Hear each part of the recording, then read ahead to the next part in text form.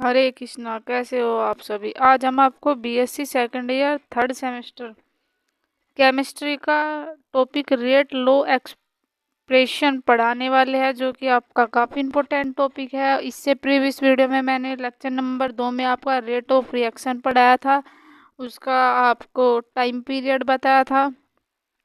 और ये आपका एनईपी के अकॉर्डिंग चल रहा है सिलेबस। हम इसमें फर्स्ट यूनिट पढ़ा रहे हैं, जिसमें आपका टॉपिक वाइज यूनिट पढ़ा रहे हैं, यूनिट का टॉपिक पढ़ा रहा है। तो चलिए, वीडियो को स्टार्ट करने से पहले अगर आप हमारे चैनल पर नए हैं तो हमें लाइक कीजिए, सब्सक्राइब कीजिए और शेयर कीजिए, और कमेंट करके बताइए वीडियो कैसा बना है।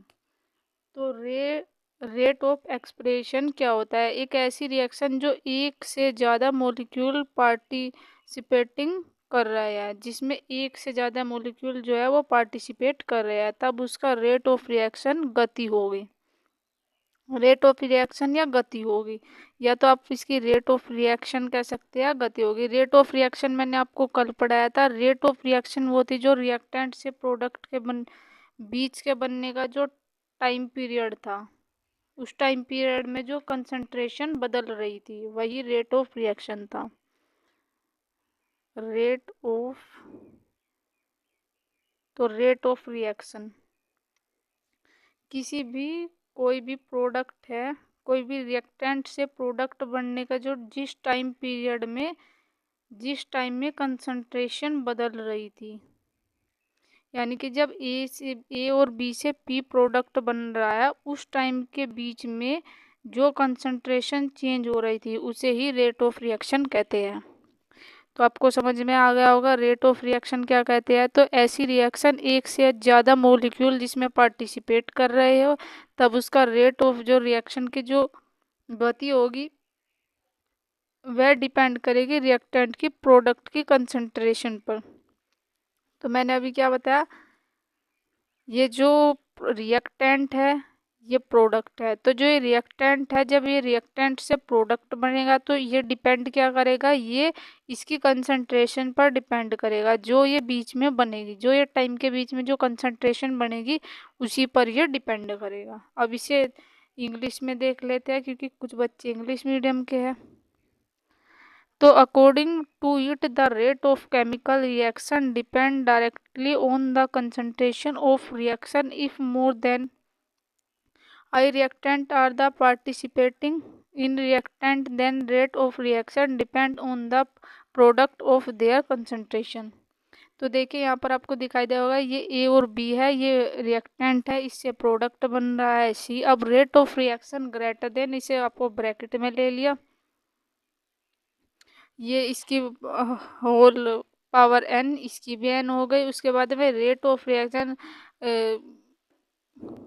ग्रेटर देन हटाओ और कांस्टेंट लगाओ, ये के लगा दिया, ये ए की पावर एन और बी की पावर एन, वेयर के rate of concentration of reaction, जो के का मान होगा, जो इसकी रेट की जो कंसंट्रेशन होगी वो कांस्टेंट होगी, जिसकी रेट की जो रिएक्टेंट की जो कंसंट्रेट होगी वो कांस्टेंट होगी। अगर हम रिएक्टेंट मॉलिक्यूल की वैल्यू 1 रख दे, तब आपकी जो ये रिएक्टेंट है, ये जो रिएक्टेंट है इसकी वैल्यू अगर 1 रख दे, जो ए और बी है, अगर इसकी वैल्यू 1 रख दे, तो रिएक्शन के बराबर आ जाएगी। तो यहाँ पर ए और बी ये रिएक्टेंट थे, यहाँ पर बताया था ये दोनों रिएक्टेंट है और ये प्रोडक्ट है। अगर ए और बी की वैल्यू 1 रख दे, 1 मोल रख दे, तो क्या होगा?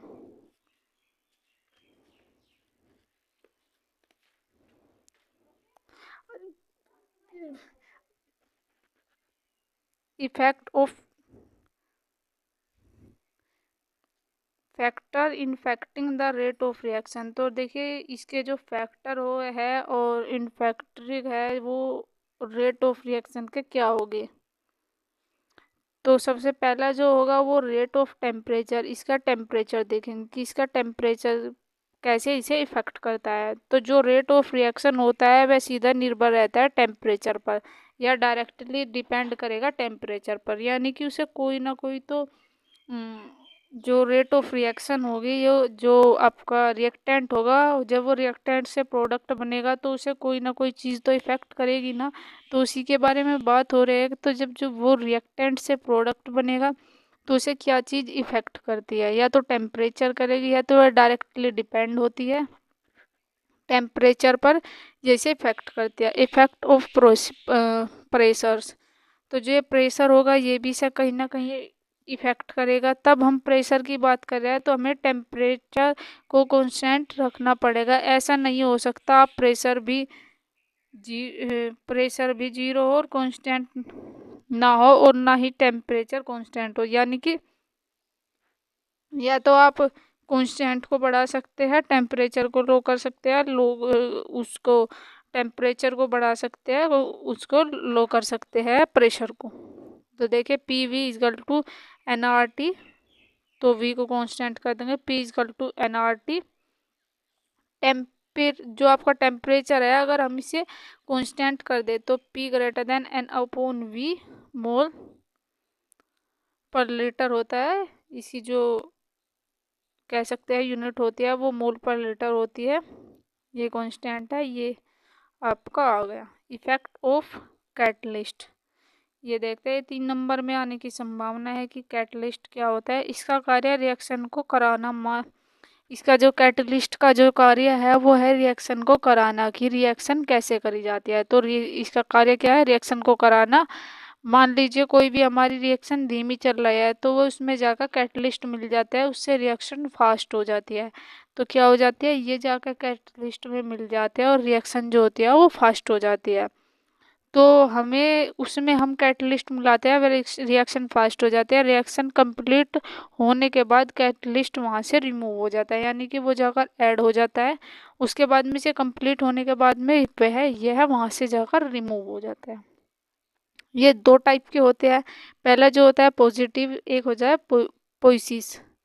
देखिए इंपॉर्टेंट बात है, 3 नंबर में पूछे जा सकते हैं कि ऐसे कौन से कैटलिस्ट कितने टाइप के। एटलीस्ट ये भी आ सकता है कि इफेक्ट ऑफ कैटलिस्ट। तो पहला जो है ये भी आ सकता है इफेक्ट ऑफ कैटलिस्ट।